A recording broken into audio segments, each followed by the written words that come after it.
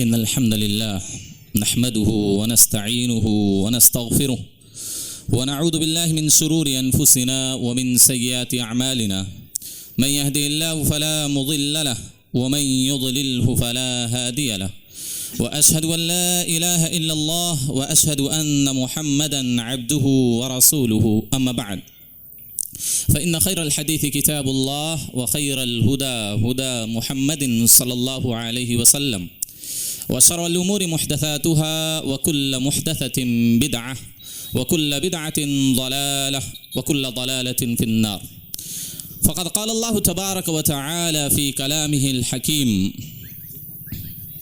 أفأمن الذين مكروا السيئات أن يخسف الله بهم الأرض وقال النبي صلى الله عليه وسلم لا تقوم الساعة حتى يقبض العلم وتكثر الزلازل رواه البخاري.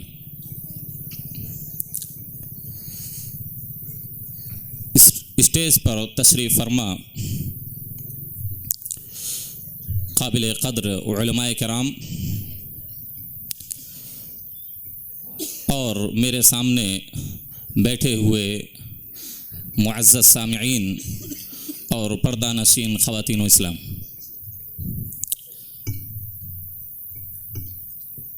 میں آپ کے سامنے زلزلے کے متعلق کچھ بنیادی باتیں بیان کرنے کے لیے کھڑا ہوا ہوں۔ حاضرین گرامی، اللہ رب العالمین نے کلام مجید کے اندر فرمایا اور بطور انعام بطور احسان اللہ کہہ رہا ہے اور اپنا تعارف اللہ رب العالمین پیش کر رہا ہے، هو الذي جعل لكم الارض ذلولا فامشوا في مناكبها وكلوا من رزقه واليه النشور۔ وہی وہ ذات ہے جس نے تمہارے لیے زمین کو مطیع و فرما بردار بنا دیا، تمہارے لیے ہموار بنا دیا۔ فامشوا فی مناکبہا، تم اس کے راستوں میں چلو اور اس کے رزق کو کھاؤ، پھر دوبارہ اسی کی طرف پلٹ کر جانا ہے۔ اللہ رب العالمین اس آیت کے اندر ہم کو اس بات کی خبر دے رہا ہے کہ روئے زمین کو اللہ نے تمہارے رہنے کی جگہ بنایا ہے، تمہارے لیے جائے قرار ہے، اس میں تمہارے لیے روزیاں ہیں، اس میں اللہ رب العالمین تمہارے رہنے کے لیے گھر جیسی عظیم نعمت دیتا ہے، جیسا کہ اللہ رب العالمین فرماتا ہے هو الذی جعل لکم الارض قرارا، اللہ ہی کی وہ بابرکت ذات ہے جس نے تمہارے لیے زمین کو، اللہ رب العالمین نے تمہارے لیے زمین کو تمہاری قرارگاہ بنا دیا ہے۔ وَلَقَدْ مَكَّنَّاكُمْ فِي الْأَرْضِ، تو کہیں اللہ رب العالمین کہتا ہے وَأَلْقَى فِي الْأَرْضِ رَوَاسِيَ أَن تَمِيدَ بِكُمْ، اللہ رب العالمین نے اس زمین کو ہمارے لیے بنایا ہے اور ہماری ضروریات کی جتنی بھی چیزیں ہو سکتی ہیں، جتنی بھی چیزیں انسانوں کی ضروریات کی ہو سکتی ہیں، اللہ رب العالمین نے اس زمین کے اندر پیدا کیا ہے، اور اس زمین پر ہم آرام سے عیش سے رہ سکیں، سکون و اطمینان کے ساتھ ہم اس زمین پر زندگی گزار چکیں، زمین حرکت نہ کرے، اہتزاز نہ آئے زمین کے اندر، اللہ رب العالمین نے اس کا بھی انتظام کر دیا۔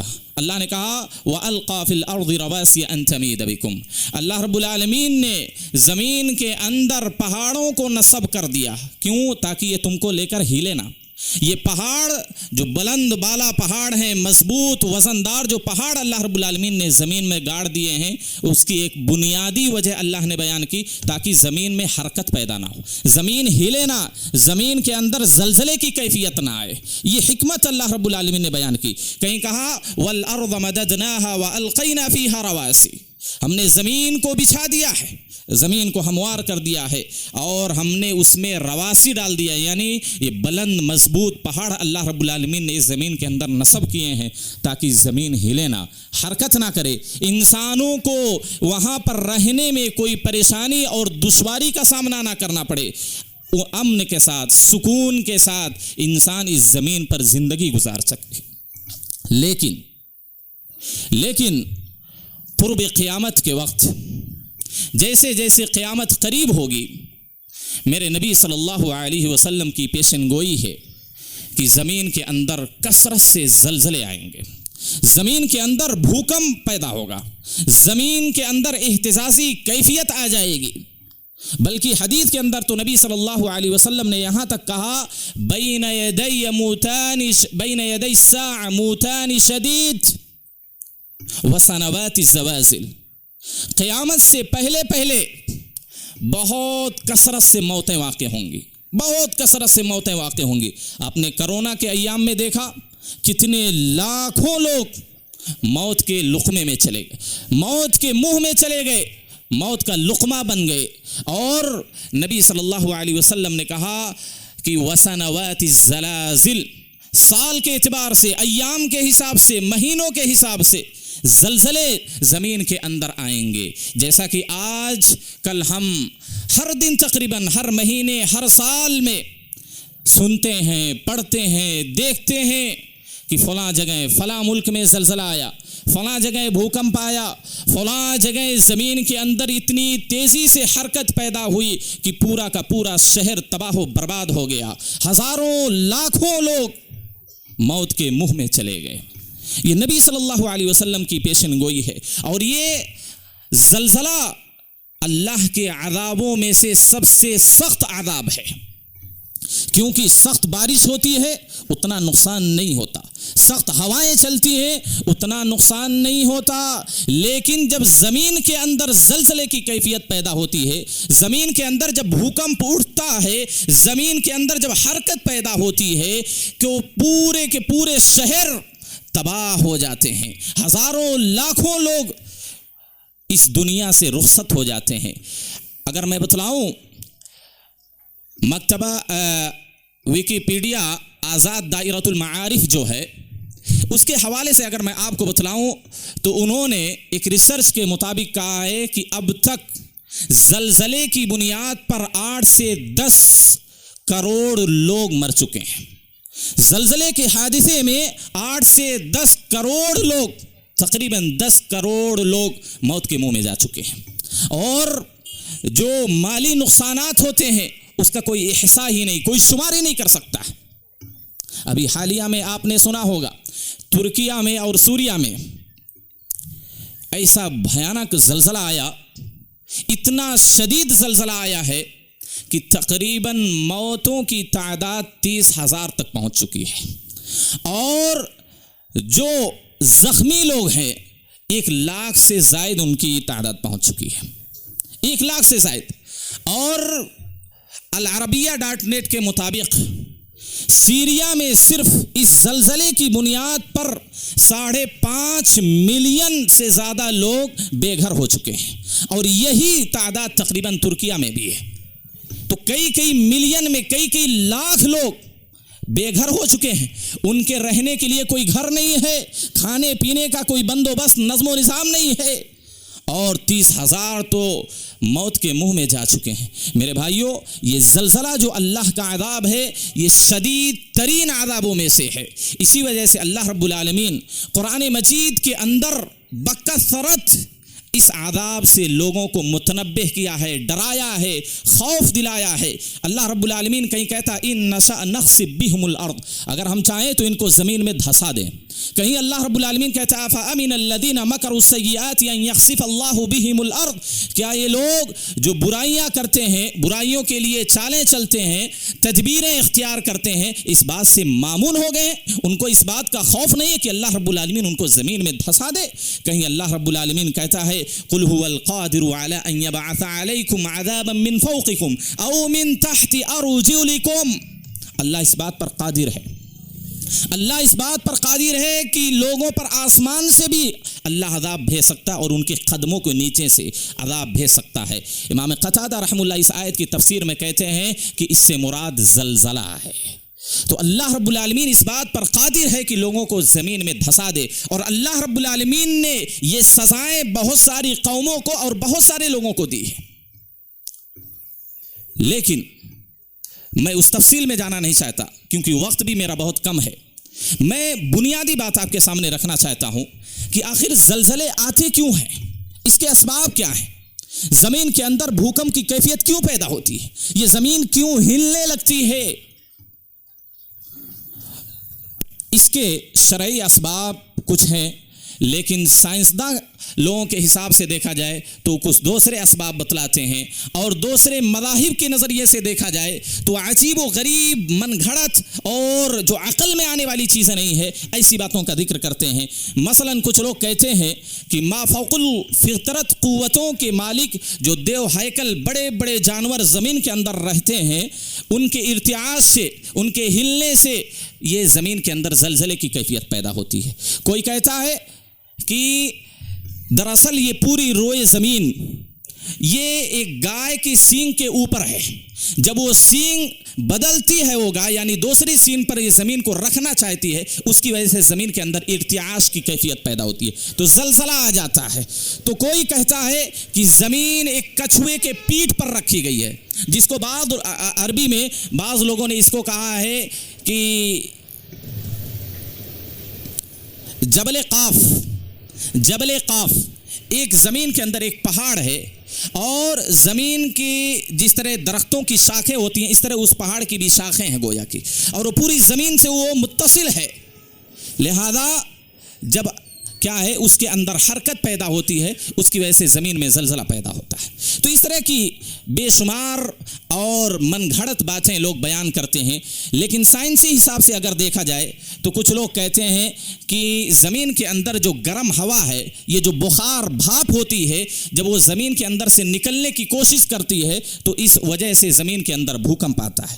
کوئی کہتا ہے ارضیاتی دباؤ کی بنیاد پر یہ زمین جو مٹی، پتھر اور چٹان جو تہ بتہ رکھی ہوئی ہے زمین، 7 زمینیں، تو یہ جو تہ بتہ زمین ہے اس کے اندر جب ٹکراؤ کی کیفیت پیدا ہوتی ہے اور دباؤ ایک دوسرے کا پڑتا ہے تو اس کی وجہ سے زمین کے اندر ارتعاشی کیفیت پیدا ہوتی ہے۔ لیکن یہ ساری باتیں دنیاوی لوگوں کی باتیں ہیں جن کی عقل وہاں تک نہیں پہنچ سکتی کہ آخر یہ زلزلے کیوں آتے ہیں، لیکن شرعی نقطہ نظر سے اگر آپ دیکھیں گے کہ زلزلے کیوں آتے ہیں تو صرف ایک لائن میں، ایک جملے میں اگر اس کا سبب آپ کے سامنے ذکر کرنا چاہوں تو سب سے بنیادی سبب کثرت معاصی، گناہ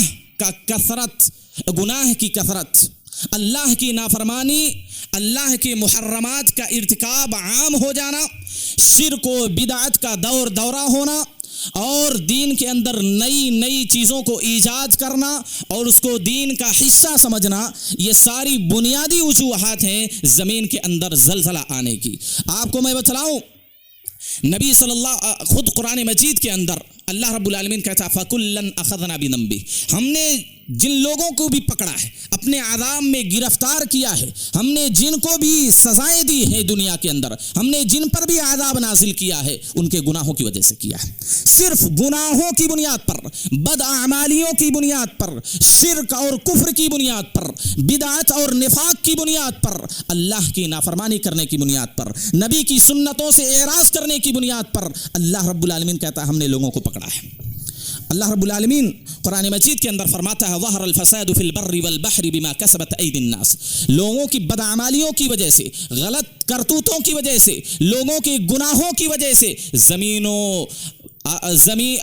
یہ بر و بحر میں یعنی خشکی میں اور سمندر میں جو فساد برپا ہوا ہے یہ لوگوں کی بدعمالیوں کی وجہ سے ہے۔ اللہ کہیں فرماتا ہے وما اصابکم من مصیبت فبما کسبت ایدیکم، تمہیں جو بھی مصیبت پہنچتی ہے، جو بھی سزائیں تم کو لاحق ہوتی ہیں، جو بھی مشکلات تم پر آتی ہیں، اللہ کی طرف سے جو عذاب تم پر آتا ہے یہ تمہاری بدعمالیوں کا نتیجہ ہے، تمہارے غلط کردار کا، غلط اعمال کا نتیجہ ہے، یہ جو تم کو مختلف عذابات اللہ رب العالمین دیتا ہے۔ اسی وجہ سے آپ دیکھیں ام سلمہ رضی اللہ تعالی عنہ فرماتی ہیں کہ میں نے رسول اللہ صلی اللہ علیہ وسلم سے فرماتے ہوئے سنا، کہتے ہیں اللہ کے رسول اذا ظہرت المعاصی فی امتی، جب میری امت کے اندر نافرمانیاں عام ہو جائیں گی، गुनाह आम हो जाएंगे, खुल्लम खुल्ला लोग गुनाह करेंगे, शिर्क व बिदअत का इर्तिकाब करेंगे, सुन्नत को छोड़ देंगे, तौहीद से दूर हो जाएंगे। अम्महुमुल्लाहु बिअज़ाबिन मिन इंदिही, तो अल्लाह रब्बुल आलमीन अपनी तरफ से उनको एक उमूमी आज़ाब में गिरफ्तार कर लेगा। जो ज़लज़ला आता है वो नहीं देखता कि कौन नेक है कौन बद है, वो सब उसकी चपेट में आते हैं। ये उमूमी आदाब है। इसी बुनियाद पर दूसरी हदीस के अंदर नबी सल्लल्लाहु अलैहि वसल्लम की सही हदीस अबू मालिक अल-आशरी बयान करते हैं कि लयशरबन्न उनासुम मिन उम्मती अल-खम्रा युसम्मून बिगैरि इस्मिहा, मेरी उम्मत में कुछ लोग ऐसे होंगे जो शराब का नाम बदल कर शराब पिएंगे, शराब का नाम बदल कर शराब पिएंगे। आज शराब की मुख्तलिफ किस्में हैं, उसके बेशुमार हजाराहा नाम लोगों ने रख लिए हैं, लेकिन नाम बदलने से हुक्म नहीं बदलता।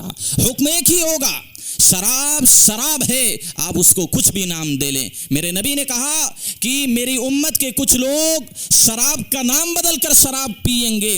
वतुदरफु अला रुऊसिहिम अल-मआज़िफ़, उनके सरों पर म्यूजिक बज रही होगी, नाच गाना आम हो जाएगा, म्यूजिक आम हो जाएंगी। आप सल्लल्लाहु अलैहि वसल्लम ने कहा यख्सिफुल्लाहु बिहिमुल अर्दा, इस नाफरमानी की वजह से, शराब पीने की वजह से, म्यूजिक और गाने की वजह से, नाच की वजह से अल्लाह रब्बुल आलमीन उनको जमीन के अंदर धंसा देगा। तो ये बुनियादी सबब है, शराब का आम होना, म्यूजिक और गाने का आम होना, ये जलजले की बुनियादी असबाब में से हैं। आप देखें अपने माशरे में, खुद अपने घर में, अपने मुआशरे में, अपने खानदान में, अपने गांव में देखें, क्या म्यूजिक आम नहीं है? यहाँ तक कि ये जो बयानात होते हैं, तकरीरें होती हैं, खुतबात होते हैं, उसके क्या है जो लोग नस्र करते हैं, उस बैकग्राउंड में म्यूजिक बजती है। कुरान की आयतों में नऊज़ बिल्लाह किसी कारी की क़िराअत चलती है, लेकिन म्यूजिक भी आवाज़ आ रही है उसमें से। आप सोचिए, ये जो नात है, नज़में हैं, उसमें भी म्यूजिक है और लोग उसको गुनाह समझते ही नहीं है। लोग समझते नहीं, हम तो नज़म सुन रहे हैं, हम तो तकरीर सुन रहे हैं। म्यूजिक इस कदर आम हो गई है कि कुरान के अंदर भी म्यूजिक बज रही है, अल्लाह के रसूल की तारीफ़ें और हम्द बयान की जा रही हैं, अल्लाह की तारीफ़ें बयान की जा रही हैं, उसमें भी म्यूजिक बज रही है। इस कदर म्यूजिक आम हो गई है, इस कदर नाच गाने आम हो गए हैं। इस बुनियाद पर अल्लाह रब्बुल आलमीन रुए ज़मीन पर ज़लज़ले की कैफियत पैदा करता है। हदीस के अंदर आता है, नबी सल्लल्लाहु अलैहि वसल्लम बयान करते हैं वयजअलु मिनहुमुल क़िरदत वल खनाज़िर, और ऐसे लोगों को अल्लाह रब्बुल आलमीन बंदर और सूअर बना देगा, जो खुल्लम खुल्ला अल्लाह की नाफरमानी करते हैं, जो खुल्लम खुल्ला अल्लाह की नाफरमानी करते हैं। सुनने में तो यहाँ तक आता है कि अपने इस गाँव के अंदर, इस शहर के अंदर मुसलमानों में से बाज़ ऐसे लोग हैं जो शराब पीते हैं। ज़रा सोचिए, क्या अल्लाह का ये आदाब नहीं आएगा इसी हालत में? ऐसी सूरत में क्या अल्लाह के आदाब से हम बच सकते हैं? इसी बुनियाद पर तो नबी ने कहा शराब पीने की वजह से ज़लज़ले आते हैं, म्यूजिक सुनने, देखने और डांस करने की वजह से, नाचने गाने की वजह से अल्लाह के रसूल सल्लल्लाहु अलैहि वसल्लम ने कहा कि ज़मीन के अंदर इर्तिआश की कैफियत पैदा होती है। नबी सल्लल्लाहु अलैहि वसल्लम की एक सही हदीस है, आप फरमाते हैं, उम्मे सलमा रावी हदीस है कि जब अल्लाह रब्बुल आलमीन की खुल्लम खुल्ला लोग नाफरमानी करेंगे, ऐसी हालत में अल्लाह रब्बुल आलमीन एक उमूमी अज़ाब उन पर नासिल करेगा। बाज़ रिवायतों में फ़ी हाज़िहिल उम्मह ख़स्फ़ुन व मस्ख़ुन व क़ज़फ़ुन, मेरी इस उम्मत के अंदर ज़लज़ला आएगा, मेरी उस उम्मत के अंदर ज़लज़ले की कैफियत पैदा होगी, लोगों को ज़मीन के अंदर धंसा दिया जाएगा। सहाबा ने सवाल किया कि अल्लाह के रसूल सल्लल्लाहु अलैहि वसल्लम ये कब होगा? आपने कहा इज़ा ज़हरल ख़बस, जब ख़बासतें, गुनाह आम हो जाएंगे तो ऐसी सूरत में अल्लाह रब्बुल आलमीन लोगों को ज़मीन के अंदर धंसा देगा। और यही ख़स्फ़, इसी को हम उर्दू ज़बान में ज़लज़ला कहते हैं, इसी को हम भूकंप कहते हैं कि चंद सेकंडों के अंदर पूरा का पूरा शहर तबाह बर्बाद हो जाता है। तो ये हमारे गुनाहों की वजह से अल्लाह रब्बुल आलमीन ज़लज़ला भेजता है। इसी वजह से आप देखें, सफ़िया रज़ियल्लाहु ताला अन्हा फरमाती हैं کہ عمر فاروق رضی اللہ تعالی عنہ کے زمانے میں ایک مرتبہ زلزلہ آیا، یہاں تک کہ چارپائیاں ہلنے لگی۔ عبداللہ بن عمر رضی اللہ تعالی عنہ اس وقت نماز کی حالت میں تھے، ان کو اس بات کا علم نہیں ہو سکا کہ زمین کے اندر حرکت ہوئی ہے، زلزلے کی کیفیت پیدا ہوئی ہے، ان کو علم نہیں ہوا۔ عمر بن الخطاب رضی اللہ تعالی عنہ عمر بن الخطاب رضی اللہ تعالی عنہ نے خطبہ دیا، لوگوں کو نصیحت کی، کہا یا اہل المدینہ ما اسرع ما احدثتم، اے مدینہ کے لوگوں، تم لوگوں نے کتنی جلد بازی کی، تم لوگوں نے دین میں نئی نئی چیزیں نکال لی۔ اللہ اکبر، یہ عمر فاروق کا زمانہ ہے اور مدینہ کی بستی میں آپ موجود ہیں، مدینہ والے لوگوں کو مخاطب کر کے کہہ رہے ہیں کہ اے مدینہ والو، تم لوگوں نے نئی چیزیں پیدا کر لی ہیں۔ آپ نے کہا واللہ لئن عادت لأخرجن فیکم وفی روایت بین اظہرکم، اللہ کی قسم اگر دوبارہ زلزلہ آیا تمہاری بدعمالیوں کی وجہ سے، اس بدعت کی وجہ سے، سنت سے دوری کی وجہ سے، اگر دوبارہ زمین کے اندر زلزلہ آیا، مدینہ کی بستی میں اگر زلزلہ آ گیا، میں تمہارے درمیان سے نکل جاؤں گا، میں تم لوگوں کو چھوڑ کر چلا جاؤں گا۔ مصنف ابی شیبہ کی روایت میں ہے لا اساکنکم فیکم ابدا، میں تمہارے درمیان کبھی بھی نہیں رہوں گا اگر دوبارہ زلزلہ آ گیا۔ یہ حضرت عمر رضی اللہ تعالیٰ عنہ کے دور کی بات ہے، اور آپ کو بطور علم یہ بتلا دوں کہ اسلامی تاریخ کے حساب سے یہ سب سے پہلا زلزلہ ہے، اس سے پہلے اسلامی تاریخ میں کوئی زلزلے کا نام نہیں ملتا۔ نبی صلی اللہ علیہ وسلم کے دور میں کوئی زلزلہ نہیں آیا، حضرت ابو بکر رضی اللہ تعالیٰ عنہ کے دور میں کوئی زلزلہ نہیں آیا، جیسا کہ امام ابن عبد البر التمہید کے اندر لکھتے ہیں، اور اسی طریقے سے امام ابن الجوزی اپنی کتاب المدہش کے اندر لکھتے ہیں، اور اس کے علاوہ بے شمار ائمہ و محدثین نے اس بات کو ذکر کیا ہے کہ نبی صلی اللہ علیہ وسلم کے زمانے میں کبھی بھی زلزلہ نہیں آیا، حضرت ابو بکر کے دور میں کبھی بھی زلزلہ نہیں آیا، لیکن جب خوارج کا ظہور ہوا اور اسی طریقے سے بعض دوسرے بدعتی فرقوں کا ظہور ہوا، حالانکہ حضرت عمر نے ان کو دبا دیا، ابھرتے ہی ان کے سر کو دبا دیا، لیکن پھر بھی ان چند بدعات کی وجہ سے، چند نافرمانیوں کی وجہ سے مدینہ کے اندر زلزلہ آ گیا۔ ذرا ہم سوچیں، اپنے گریبان میں جھانک کر دیکھیں کہ ہم کتنے گناہوں میں ملوث ہیں، کتنی بدعتوں کا ہماری جماعت کے اندر کتنی بے شمار بدعت ہیں۔ ہم اپنے آپ کو اہل الحدیث کہتے ہیں، ہم اپنے آپ کو اہل الاثر کہتے ہیں، ہم اپنے آپ کو اہل السنہ والجماعہ کہتے ہیں، لیکن ہماری جماعت کے اندر بے شمار بدعتیں ہیں، بے شمار بدعتیں۔ لیکن جب کسی کو منع کیا جاتا ہے، مولوی صاحب کسی نے آج تک نہیں منع کیا، فلاں مولوی صاحب بولے، فلاں مولوی صاحب بولے، بھی کبھی بھی مولوی صاحب کی دلیل یا مولوی صاحب کی بات کبھی بھی دلیل کی حیثیت اختیار نہیں کر سکتی، کوئی بھی مولوی بولے۔ قول فیصل اگر کوئی ہے تو اللہ اس کے رسول کا قول ہے، دلیل اگر کوئی چیز بن سکتی ہے تو اللہ اس کے رسول کی بات ہے، کسی مولوی کا کلام، کسی مولوی کی بات دلیل نہیں بن سکتی ہے۔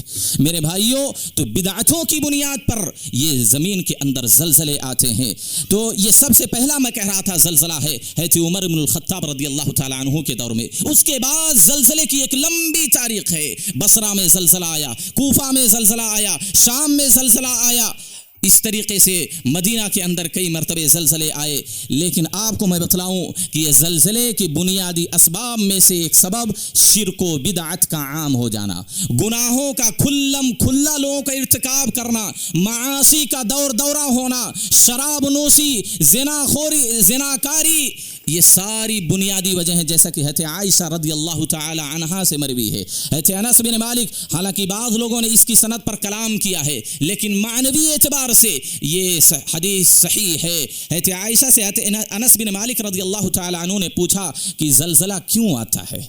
آپ نے جواب دیا جب لوگ شرک و بدعت کا ارتکاب کرنے لگیں گے، گناہ، میوزک کو، ناچ گانے کو حلال سمجھنے لگیں گے، شراب نوشی عام ہو جائے گی، تو ایسی حالات میں اللہ رب العالمین لوگوں کو سزا دینے کے لیے، لوگوں کو اپنی طرف رجوع کرانے کے لیے اللہ رب العالمین زلزلے کی صورت میں عذاب لوگوں پر نازل کرتا ہے۔ اور اسی طریقے سے زلزلے کی ایک بنیادی سبب لوگوں کو ڈرانا،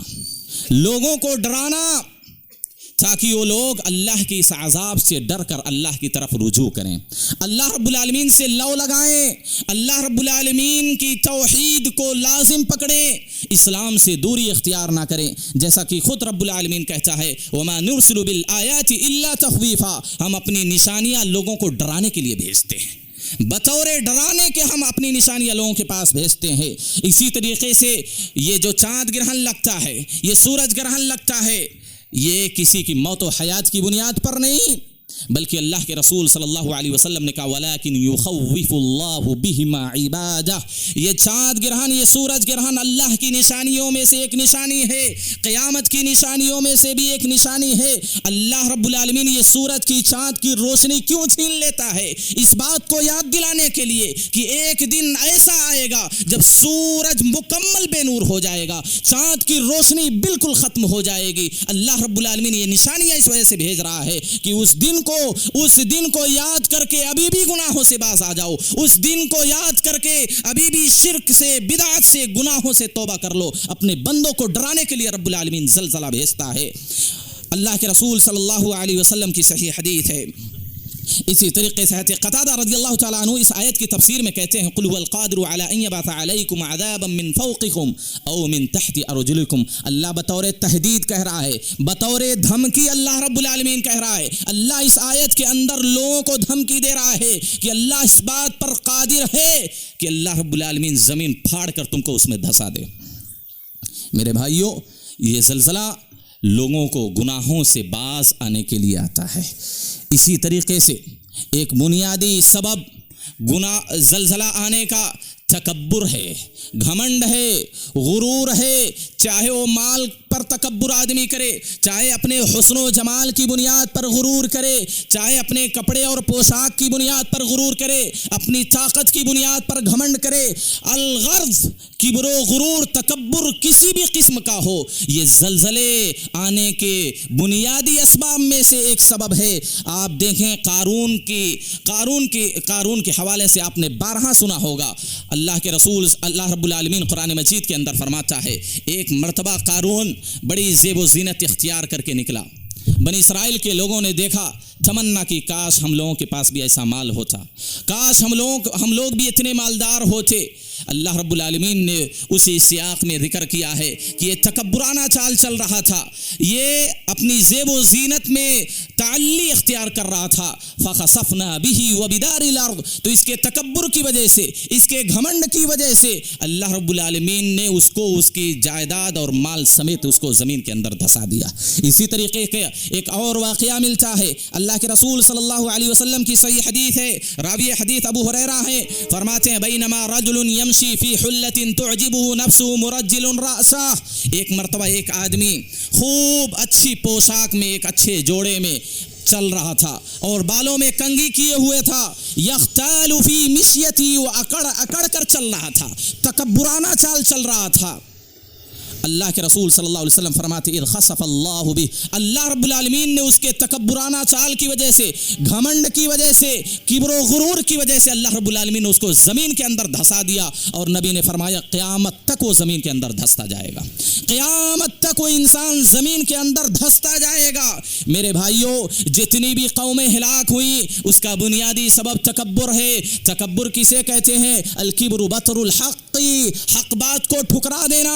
یہ جتنی بھی قومیں تباہ و برباد ہوئیں، جتنے بھی عذابات آئے، اس کا بنیادی سبب تکبر ہے، حق بات کو نہ ماننا، حق بات کو اپنے پائے تلے روت دینا، یہ اس کو تکبر کہتے ہیں، اور یہی اصلی تکبر ہے، یہی سب سے بڑا تکبر ہے۔ جتنی بھی قومیں ہلاک ہوئیں تکبر کی بنیاد پر ہلاک ہوئیں۔ آپ قوم ثمود کو دیکھ لیجئے، اللہ رب العالمین نے ان پر عذاب نازل کیا، کس صورت میں؟ زلزلے کی صورت میں۔ قوم شعیب کو دیکھ لیجئے، قوم شعیب کو اللہ رب العالمین نے کیوں ہلاک کیا؟ جہاں رسولوں کی تکذیب تھی، تکبر تھا، گھمنڈ تھا، وہیں بنیادی سبب ایک یہ تھا، ناپ تول میں کمی، لینے کے وقت پورا لینا، دینے کے وقت کم دینا، ڈنڈی مار دینا، 100 گرام 50 گرام کیا ہے कम कर देना, ये बुनियादी सबब है एक जलजला आने के। अल्लाह रब्बुल आलमीन का सख्त आज़ाब ऐसे लोगों पर आता है। कौम शुआइब को अल्लाह रब्बुल आलमीन ने सख्त तरीन आज़ाब में मुब्तला किया। अल्लाह रब्बुल आलमीन खुद फरमाता व इला मदयन अखाहुम शुआइबा फक़ाल या कौम अअबुदुल्लाह वरजुल यौमल आखिर वला तअसू फिल अर्दि मुफ़सिदीन फ़कज़्ज़बूहु फ़अख़ज़तहुमुर रजफ़तु फ़अस्बहू फ़ी दारिहिम जाथिमीन। तो नाप तौल में अगर कोई कमी करता है तो ऐसी सूरत में भी जलजला आ सकता है, ज़मीन के अंदर भूकंप आ सकता है और सारा का सारा शहर तबाह बर्बाद हो सकता है। मेरे भाइयों, लिहाजा नाप तौल में कभी भी कमी नहीं करनी चाहिए। वैलुल लिल मुतफ़्फ़िफ़ीन, बल्कि जहन्नम के अंदर तो एक वादी ही ऐसे लोगों के लिए तैयार की गई है जो नाप तौल में कमी करते हैं। इसी तरीके से जलजले के बुनियादी असबाब में से एक सबब, जो खालिस मोमिन है, जो मुसलमान है, अल्लाह रब्बुल आलमीन उनके गुनाहों के कफ़ारे के तौर पर भी कभी कभी आदाब नाजिल करता है, जलजला आता है। उनके दर्जात को बुलंद करने के लिए, मोमिनों की आजमाइश और इम्तिहान के लिए भी अल्लाह रब्बुल आलमीन कभी कभी ये आदाब भेजता है। इसी बुनियाद पर अबू मूसा अल-अशरी रज़ी अल्लाह तआला अन्हु की सनद से बसनद सही हदीस मरवी है, उम्मती हादिही मरहूमा, मेरी उम्मत काबिल रहम है, इस पर रहम किया गया है। लैसा अलैहा अज़ाबुन फिल आखिरह, आखिरत में इस पर अज़ाब नहीं होगा। अज़ाबुहा फिद दुनिया, दुनिया के अंदर इसको जो अज़ाब मिलेगा वो क्या, अल फितनु वज़्ज़लाज़िलु वल क़त्लु, मोमिनों का अज़ाब, मुसलमानों पर जो मुत्तकी और परहेजगार लोग हैं उन पर आदाब इस वजह से आता है ताकि उनसे जो कुछ गुनाह हुए हैं उनके गुनाहों का कफ़ारा बन जाए, या उनके दर्जात में बुलंदी हासिल हो जाए, और बतौर आजमाइश, बतौर इम्तिहान भी अल्लाह रब्बुल आलमीन मोमिनों पर यह आदाब नासिल करता है। लेकिन जो काफिर हैं, जो मुशरिक हैं, जो बिदअती हैं, जो मुनाफिक हैं, अल्लाह रब्बुल आलमीन ऐसे लोगों पर यह आदाब बतौर सज़ा भेजता है। अल्लाह रब्बुल आलमीन बतौर नाराज़गी ऐसे लोगों पर यह आदाब नासिल करता है, जैसा कि कौम समूद पर, कौम शुआइब पर और दीगर लोगों पर अल्लाह रब्बुल आलमीन ने ज़लज़ले की सूरत में आदाब नासिल किया। मेरे भाइयों, ये ज़लज़ले के बुनियादी असबाब में से हैं। असबाब इसके अलावा भी और भी हैं, लेकिन मैं कुछ और बातें आपके सामने बयान करके अपनी बात को ख़त्म करना चाहता हूँ, क्योंकि वक्त बहुत तेज़ी के साथ गुजर रहा है। ज़लज़ला जो आता है, आपने समझ लिया कि उसका बुनियादी सबब सिर्फ गुनाह, मासियत, शिर्क व बिदात, कुफ्र व निफाक, ये बुनियादी असबाब हैं उसके। लेकिन अगर ज़लज़ला आए तो हमको करना क्या चाहिए, ये सबसे अहम चीज़ है। ज़लज़ला तो कोई रोक नहीं सकता है, अल्लाह रब्बुल आलमीन के इस आज़ाब को कोई भी नहीं रोक सकता है। दुनिया वाले कितनी भी तरक्की कर लें, सब वो लोग पता लगा लेते हैं कि ये इसकी कैफियत कितनी थी, कितनी तेज़ी के साथ ये क्या है, ज़लज़ला आया है, लेकिन कब आएगा, किस जगह में आएगा, ये किसी को नहीं मालूम होता, ये अल्लाह की ज़ात को सिर्फ मालूम है। लेकिन ज़लज़ला आने के बाद हमको क्या करना है, शायद लोगों को इस बात का इल्म भी नहीं है। सबसे पहली चीज़, ज़लज़ला आने की बुनियाद पर नमाज पढ़ना चाहिए। सलातुल आयात इसको कहते हैं, सलातुल आयात। शायद हम लोगों ने कभी ये नमाज पढ़ी भी नहीं है, कभी ये नमाज का नाम सुना भी नहीं होगा। सलातुल आयात, सलातुल आयात पढ़ना है, ये मतरूका सुन्नत है, ये ऐसी सुन्नत है जो छोड़ दी गई है, ना लोग इसके बारे में जानते हैं, ना लोगों ने कभी अमल किया है। सलातुल आयात, इसकी कैफियत क्या है, तरीक़ा क्या है। सलात खुसूफ और कुसूफ आपने 12 पढ़ी है, चाँद ग्रहण, सूरज ग्रहण की नमाज आपने पढ़ी, हर रकात में 2 रुकू होते हैं। लेकिन सलातुल आयात जो है, ज़लज़ला आने की बुनियाद पर जो नमाज पढ़ी जाती है, उस नमाज के अंदर हर रकात में 3 रुकू होंगे, हर रकात के अंदर 3 रुकू होंगे, बकिया तो सजदे वजदे वैसे। 3 रुकू हर रकात के अंदर होंगे, जैसा कि अब्दुल्लाह इब्न अब्बास रदियल्लाहु ताला अन्हु से बसनद सही साबित है। हैचे आयशा रदियल्लाहु ताला अन्हु से मुसन्नफ इब्न अबी शैबा की रिवायत बसनद सही साबित है। हैचे अली रदियल्लाहु ताला अन्हु से साबित है। हुदैफा इब्न यमान रदियल्लाहु ताला अन्हु से भी साबित है। अल-गर्द कई सहाबा और ताबिईन से सलातुल आयात सही सनद के साथ मरवी है। लोग ये कभी कभी एतराज़ करते हैं कि नबी सल्लल्लाहु अलैहि वसल्लम ने इस नमाज को कभी पढ़ा ही नहीं है, अबू बकर के दौर में कभी ये नमाज पढ़ी गई नहीं। میں نے ابھی آپ کے سامنے ذکر کیا، جب وہ سبب ہی نہیں آیا، یہ سببی نماز ہے، جب سبب ہی نہیں پیدا ہوا تو نماز کہاں سے پڑھیں گے؟ کیونکہ حضرت ابوبکر کے دور میں کبھی زلزلہ نہیں آیا تو نماز کیوں پڑھتے؟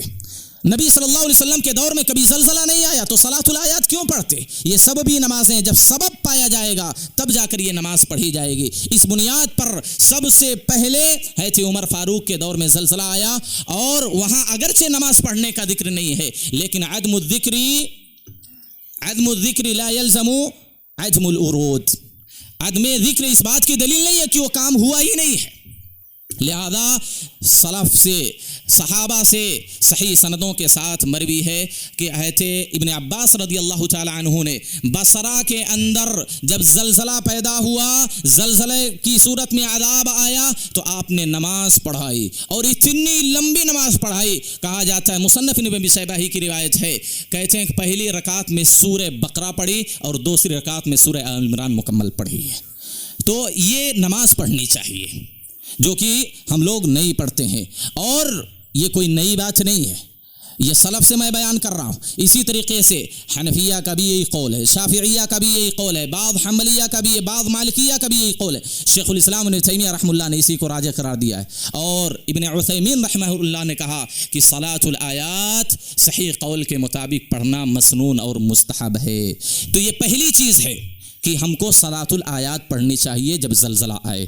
دوسری چیز توبہ، استغفار، ندامت، شرمندگی اپنے گناہوں پر اختیار کرنا، یہ بھی ایک بنیادی سبب ہے۔ اللہ رب العالمین قرآن مجید کے اندر فرماتا ہے اولا يرون انهم يفتنون في كل عام مرة او مرتين ثم لا يتوبون ولا هم يذكرون۔ اللہ کی طرف رجوع کرنا جب زلزلہ آئے، گناہوں سے دوری اختیار کرنا، شرک و بدعات سے اپنے دامن کو جھاڑ لینا، اور اللہ رب العالمین کہتا ہے اولا يرون انهم يفتنون في كل عام مرة او مرتين، کیا یہ لوگ سمجھتے نہیں سال میں ایک مرتبہ، دو مرتبہ ان کو عذاب دیا جاتا ہے، فتنے میں مبتلا کیا جاتا ہے، ثم لا يتوبون، پھر بھی یہ لوگ توبہ نہیں کرتے اور نصیحت حاصل نہیں کرتے۔